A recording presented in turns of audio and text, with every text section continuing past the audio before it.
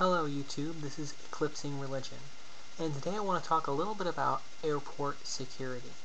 This is a subject that's been in the news recently because many people believe that the invasive backscattering machines and pat-downs are an invasion of privacy.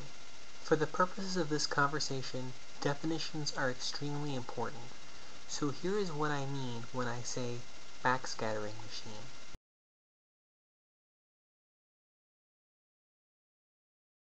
If you don't like the backscattering machine, then you get the pat-down. What do I mean when I say pat-down?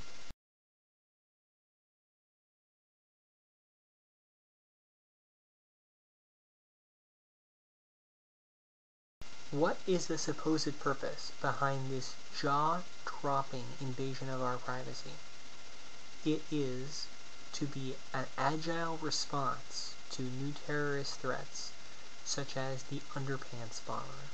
The underpants bomber managed to sneak his explosives onto the plane even though he was forced to go through a metal detector.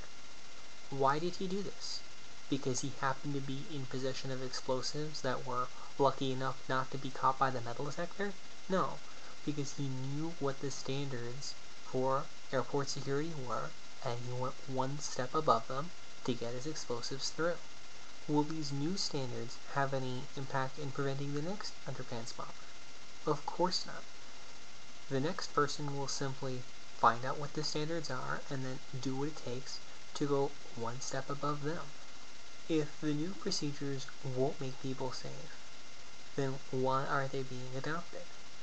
Well, among the more cynical explanations being offered is that the backscattering machines are developed because they have a financial impact on the person who used to be in charge of Homeland Security, Michael Chertoff. A company he's financially connected to is getting a huge multi-million-dollar contract for these machines. But that can't possibly be the whole story behind these new procedures. No, the obvious story is that the security measures are put in place to make people feel comfortable flying in the wake of the negative attention stories like the underpants bomber bring. It's meant so that people feel safe getting on the plane, so they keep buying the tickets, so that the airline industry continues to be able to make money. And the TSA people aren't even trying to hide this. To give you an example, just recently the public outcry over the new privacy invasive procedures has reached such a level that they've actually said that they're going to have a review and consider scaling some of it back. Why would they do that? If the procedures were there to keep people safe, if that's the level of privacy we needed to give up, not to die, they would just say so. It would be incredibly irresponsible for them to roll back life-saving procedures just because people are complaining about it, but that's not what this is. This is about reaching an equilibrium. This is about reaching an equilibrium between making scared people feel safe and not offending too many squeamish people so that they stop flying and the airline loses more money. If the United States, like many other countries, had a nationalized airline industry, we wouldn't have to worry about all of this kabuki theater. We could just offer good service to the people of this country, not worry about making a profit if necessary, just operate it at a loss so that people have airlines when they want to fly, if they feel safe about it, and then spend the money on TSA just on what actually does keep people safe instead of doing all this worrying about people's feelings and the market value of an airline ticket.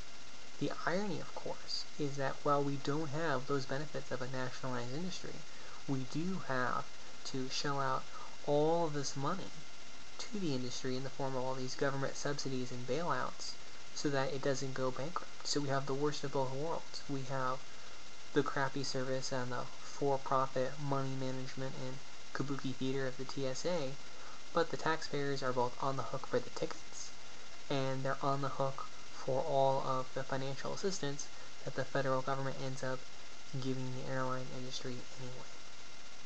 Now you may be asking yourself, well, what does all of this have to do with religion? In my mind, the TSA agents are a little bit like the clergy. They don't know what they're doing. They're mainly there to offer emotional support to the gullible.